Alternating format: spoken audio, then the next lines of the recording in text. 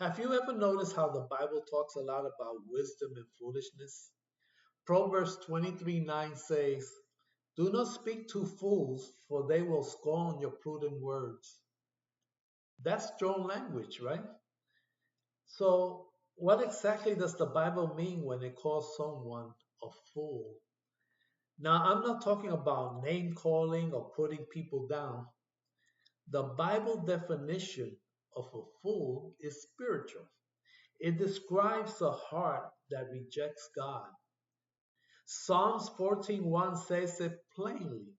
The fool says in his heart, there is no God. There is no God. That that right there is the foundation of biblical foolishness. A fool isn't necessarily someone who lacks intelligence. No, in fact, many fools can be very smart by the world's standards. But the issue is their attitude towards God. They live as if He doesn't matter. They despise wisdom, they ignore instruction, and lean on their own understanding. Let's break it down a bit. First, a fool rejects God and His wisdom. They don't want correction, they don't value instruction, and they choose their own way. Proverbs 1:7 says, "The fear of the Lord is the beginning of knowledge, but fools despise wisdom and instructions." That's the difference right there. Wisdom starts with humility before God, but foolishness starts with rejecting Him. Second, a fool lacks understanding.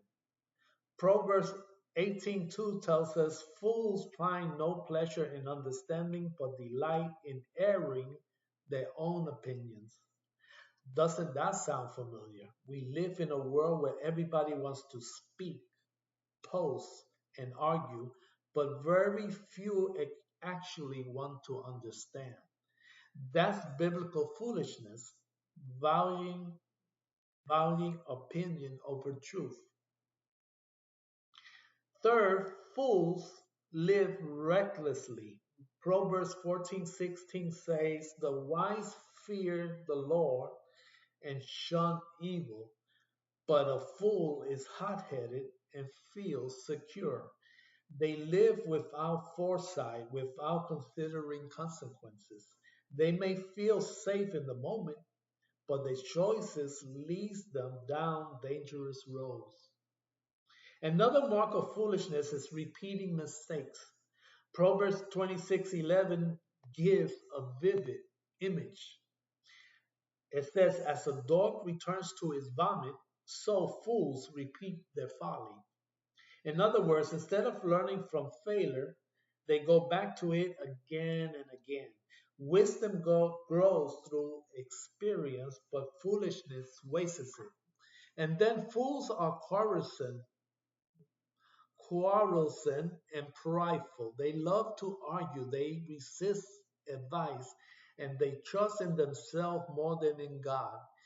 Proverbs 23 says, "Avoiding a fight is a mark of honor. Only fools insist on quarreling." Pride and foolishness always seems to go hand in hand, don't they? The Bible gives us example too. In Luke 12, Jesus tells the story of a rich man who built bigger barns to store all his wealth, planning to take life easy. But God said to him, "You fool, this very night your life will be demanded from you." Why was he a fool? Because he was not rich towards God. He lived for himself instead of living for eternity. So here's the big takeaway: being a fool isn't about lacking brains, it's about lacking reverence for God. Wisdom starts with humbling ourselves before Him. Foolishness starts with rejecting Him and trusting in ourselves. Let me leave you with this thought.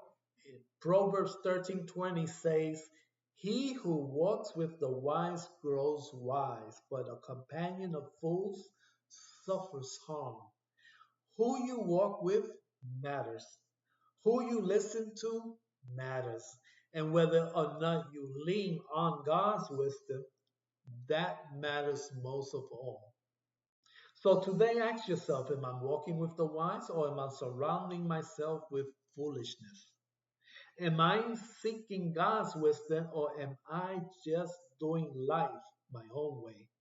Because the difference between wisdom and foolishness is not small, it's life and death.